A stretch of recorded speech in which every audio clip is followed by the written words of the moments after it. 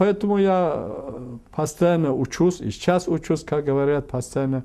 Но у нас с вами еще и Таджикистан, и Дагестан, где более 90% мусульман проживает. И очень остро стоит вопрос многоженства. Скажите, пожалуйста, вот вы как считаете, вот иметь 2 жены, 3 жены, 4 и так далее, это дайте характеристику вот этому явлению, если можно. Поэтому если человек может обеспечивать и духовно, и сексуально, и в экономическом плане, взаимопонимание есть, можно жениться, иметь 2 жены, потому что у мужчины всегда будет потребность, ну, у одного жены или менструация, или какие-то болезни, или нету, а потом у него начинается раздражение, какие-то что. Потому что я как сексопатолог много вот эти вопросы спрашивал у людей, именно, много стесняются, конечно, говорят, а жизнь есть жизнь. Потому что иногда люди недовольны от жены, уходят, или там разводы, или вот это. Но я рекомендовал бы это узаконить.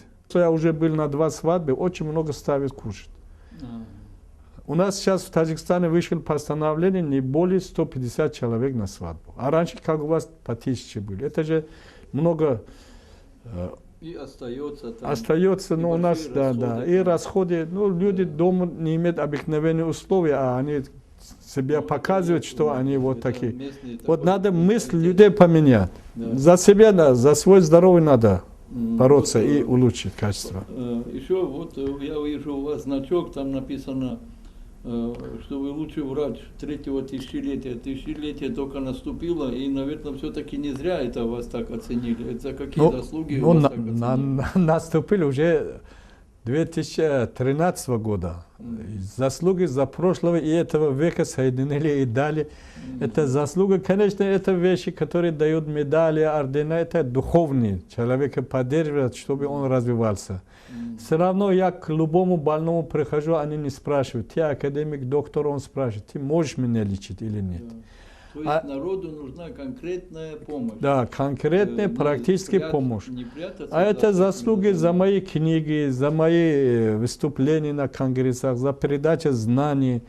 Я в многих газетах России выпускал свои статьи, аргумент, факты здоровья, бабушкинские рецепты, ЗОЖ.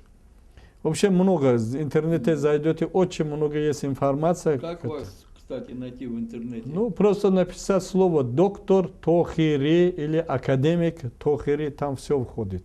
Вы, как вы говорили, вы еще долго здесь будете и планируете выезд также в горные районы.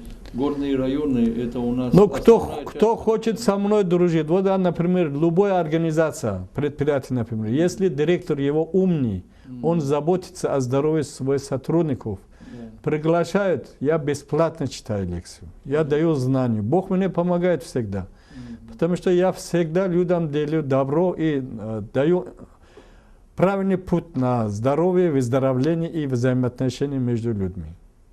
Доктор Тахири, я слышал, что вы пишете стихи, и я так думаю, дружба с нашим великим Расулом Газатовым для вас не прошла просто так.